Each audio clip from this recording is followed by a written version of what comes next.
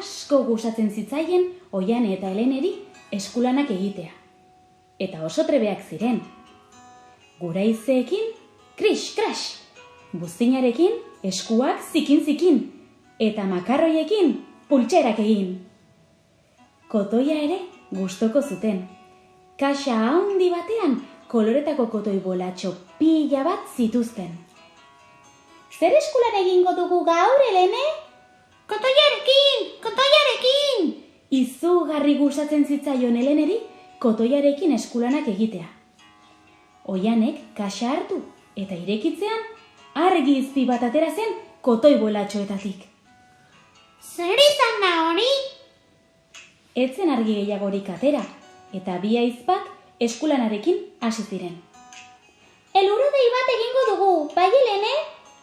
Elurrodei bat? Zer da hori? Elurra botatzen duen odeia.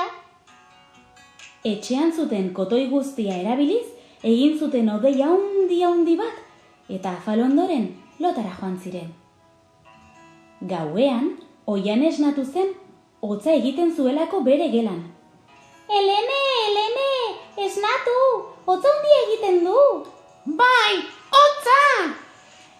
Bi aizpek argia piztu zuten, eta ez asmatu zer ikusi zuten. Beraiek egindako elur-odeia, etxe osoan zegoen, bueltaka. Elurra ari zuen. Ai ama, elurra! Baina elurra kalean egin behar du, ez etxean. Bota odeia kalera, bota! Odeia balkoira atera zuten, eta lotan jarraitu zuten.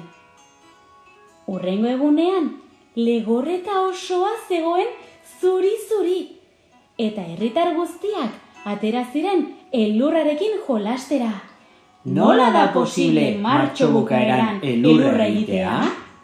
Esaten zuten denek. Oiane eta Helenek soilik zekiten galdera horren erantzuna.